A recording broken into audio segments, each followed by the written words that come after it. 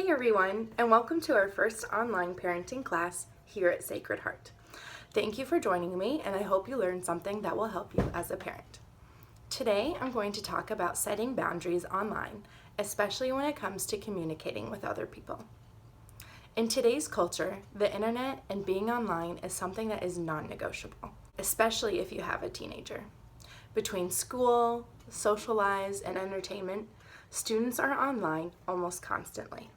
In fact, according to a 2018 Pew Research study, 45% of teens claim they were online almost constantly. So whether this is true or not for you, a majority of people feel like they are always connected to things outside of their physical reality. This means it's inevitable that your student is going to meet people online. Today, I'm going to cover 3 things you can do to set boundaries with your students. First, be cautious about contact information.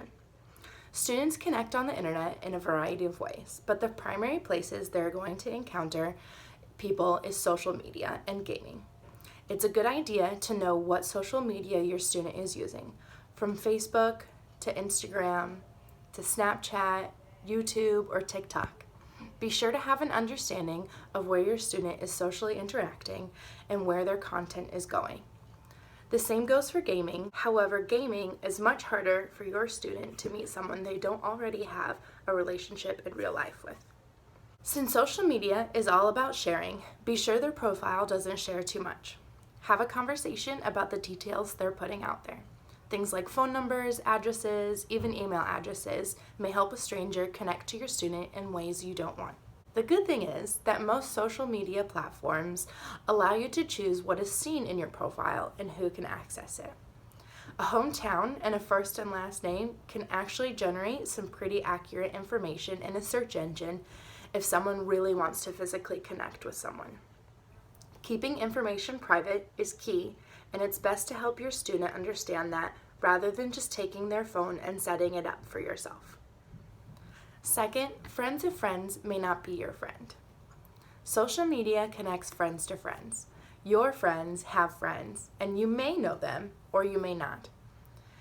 Many of us have gone online to find a friend or make a connection with someone we know by looking through friends lists or follower lists. However, depending on privacy settings, anyone can check your friends lists and add friends. It's important that you communicate to your students that if a friend request or a follow comes in and that request is from a person whom your friend is friends with, does not mean you A, know them, or B, should let them follow you. Many times, students use other friends' friend list to be the validating factor in allowing people they don't know to be their friend or follower. Students should know their friends and followers personally. Third, inappropriate content is not allowed. Hopefully, you've had a conversation about the type of content your teenager is putting out on the internet. However, it's always a good idea to revisit this conversation. Sharing is the focus of social media, but reminding your student that what is shared is always shared. There are ways for people to capture content, and then who knows where it goes. Things on the internet don't go away and will be there forever. In addition to sharing with other people inappropriate content, they need to be aware of their general content. Even if it's not sexual in nature, the type of content they post may be seen by potential employers or future colleges.